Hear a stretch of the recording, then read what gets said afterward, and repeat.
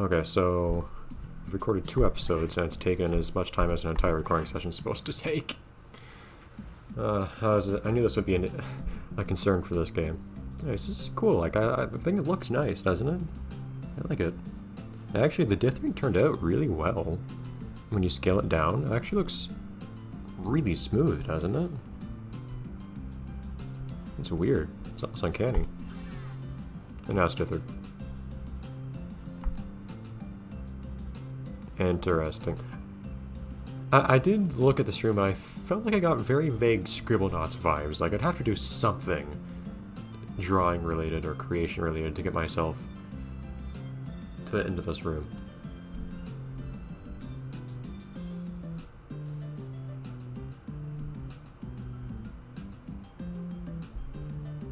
They just kind of info dump you here.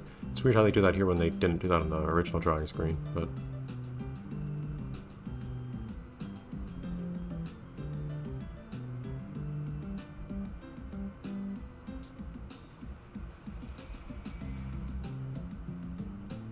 I can now use black. What do you mean now? Okay. So that's the maximum length I can use on one of these things. Okay.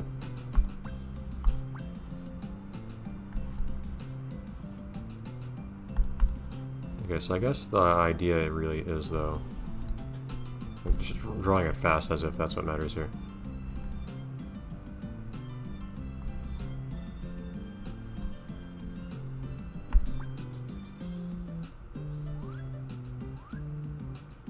What was the don't stand still thing? It made it sound like, kinda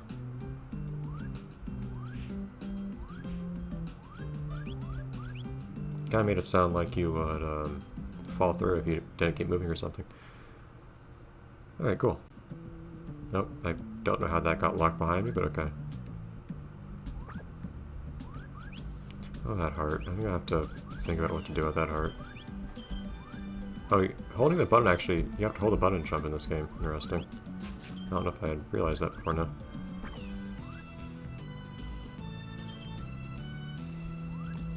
Very dramatic reaction picking that thing up.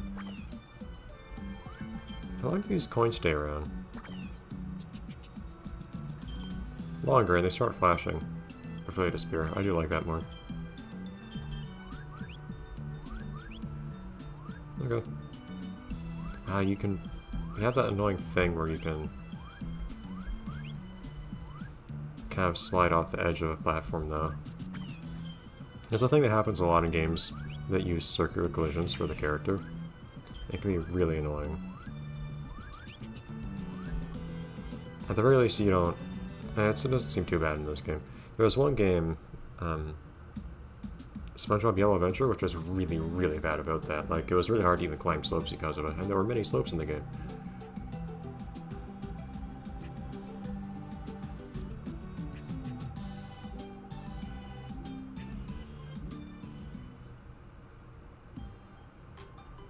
Where's this? Ah, okay, I remember this place. Mary, explain how in the world you and the person just a little above you on this video are the same person. I authentically don't understand. It's not even vaguely the same hair color or hairstyle. I don't... It's odd. Like, at least... I'm sure Jowee looked... There are the different styles that characters are drawn in, I know. Like, on the title screen and box art versus how they appear in game, their sprites. They are a bit different, like the proportions of like their ears and their faces and whatnot, and the colors a little different.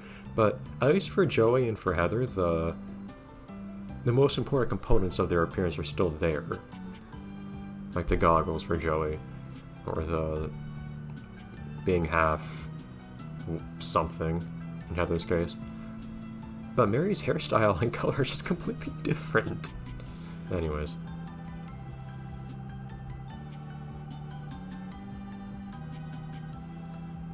Lots of people get creeped out by that, actually, but...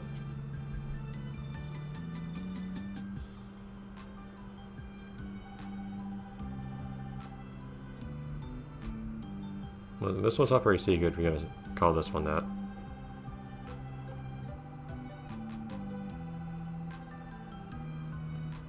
Okay, you're talking like this was a long time ago, but I still can't tell how much time passed. The characters don't seem substantially different or anything. I haven't gotten wind of anything that happened between then and now.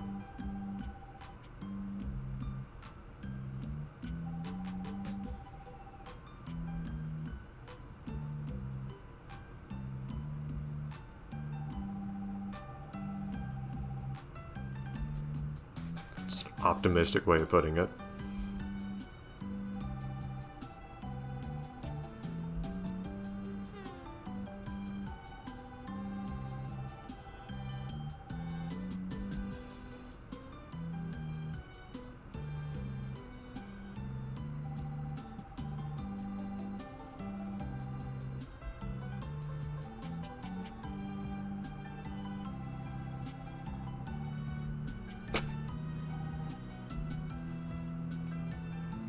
Well, see,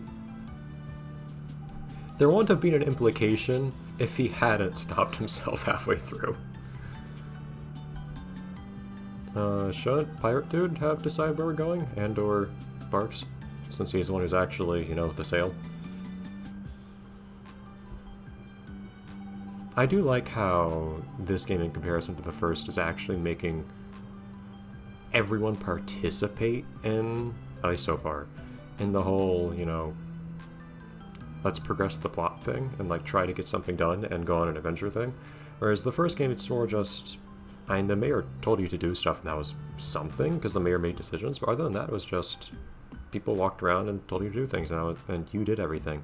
Here, like, people are contributing their own particular skills in the form of, say, you're knowing how to pirate a ship. Barks just being Barks, apparently. You still have Mary at least nominally holding things together, I guess. That's at least where her role's supposed to be.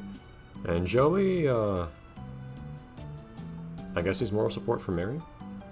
But it feels more like ironically, despite having way fewer people left than in the first game, it feels much more like an actual community that did in the first game. In the first game, it's just people existing together. Here, it's people working together. Alongside me, too, which makes you feel a lot more camaraderie with them when that's contrasted against them just telling me to do things in the previous game. It might be a bit early for me to say all these things, since we're not far into the game at all, but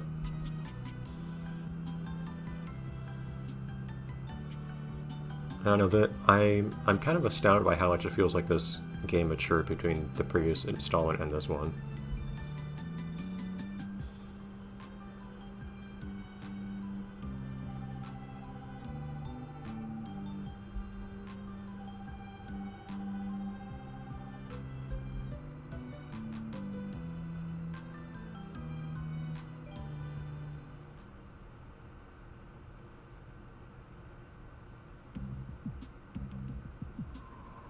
Yeah, huh. You're on a map here. Is this an island we're going to? Interesting, so are we gonna have multiple overworlds now? I guess this won't have the element of expanding the overworld like the first game if we were just stuck on the turtle the whole time. Oh, it's actually natives. It's inhabited. Hi.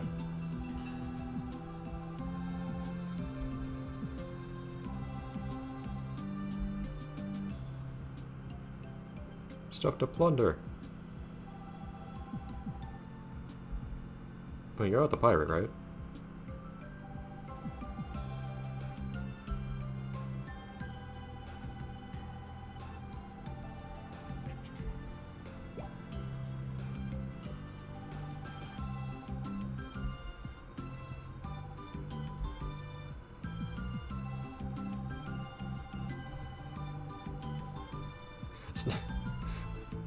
Let's not repeat this story.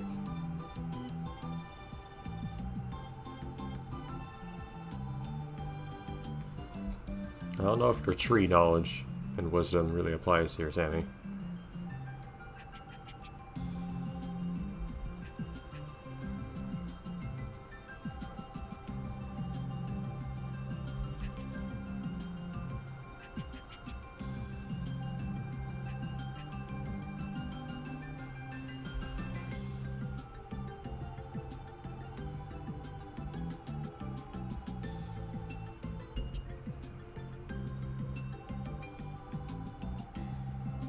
Oh no.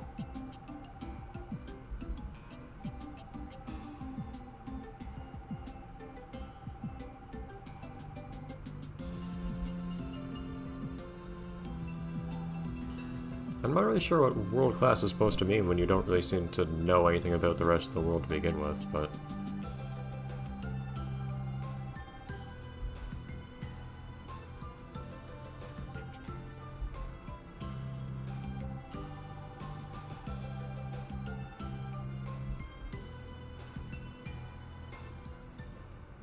The characters are off going on their own adventures now. That's great. They're doing things of their own accord. What a novel concept. What do I mean scouring the ship looking for me? I was in the one room that I rest in.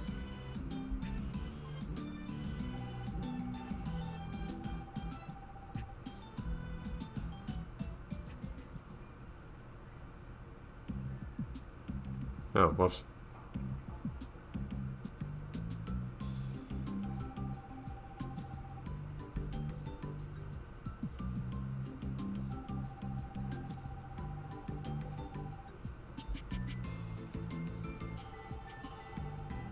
I'm also appreciating the contrast in this game of the other places you go to actually being inhabited and like having stuff to them, in contrast to the first game where every place you went was just a backdrop for a level and nothing more. Wait, then what are you doing?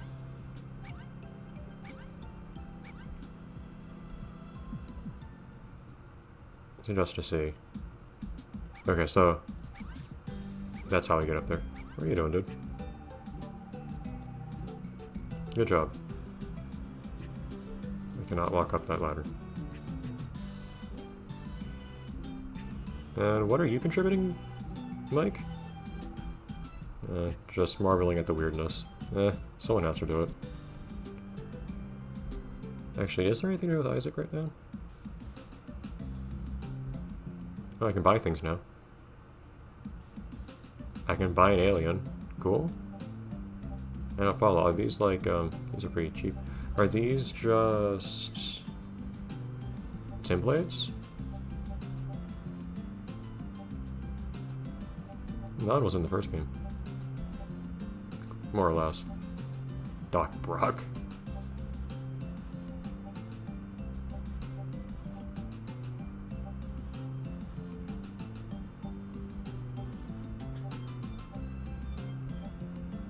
Creative with their names here. Lizard named Lizard. Miko-chan. Amazing. So you have to... Yeah, some of these I recognize from the first game. Tobor. An especially creative name, that one. One can only wonder where that came from. Yeah, Hero Guides, it's called on top left. Interesting. It makes sense that they're cheap. Well, they're not exactly sorted by price or anything. I don't really know what the logic is behind what they cost. I guess the ones that cost more tend to be more detailed. And then there's Trent. Music is just track whatever. Okay. Can I buy all of them? I'm curious how they decide the price for these tracks. Upgrades, okay. So thing to shoot with. Thing to slash with.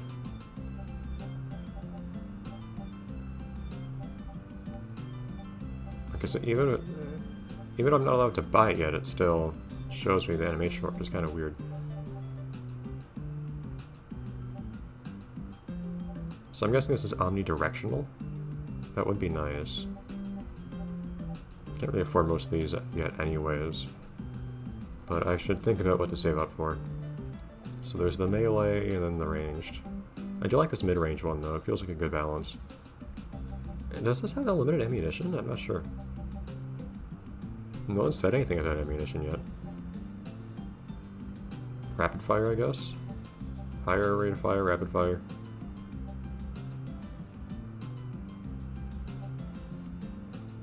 Not sure the difference is here. Oh, is that like a... So that one seems like it's kind of a combo kind of thing.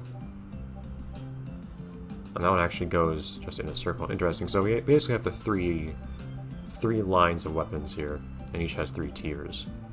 Interesting. I'll have to think about how to do this. Can you not aim the shooter like you could in the first game?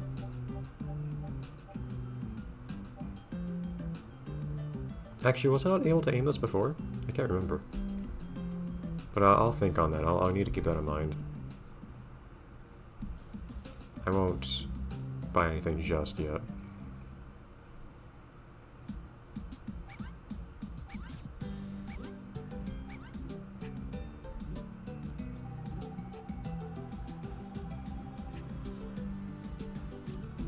And the map is normally how we would navigate from one place to another, with incredibly dramatic music accompanying us.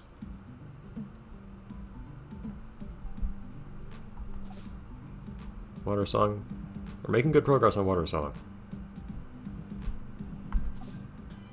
Look at those buttons all look like you can't press them, which is really weird. Anyways, okay, well, I'll actually talk to people here next time. Bye, everyone.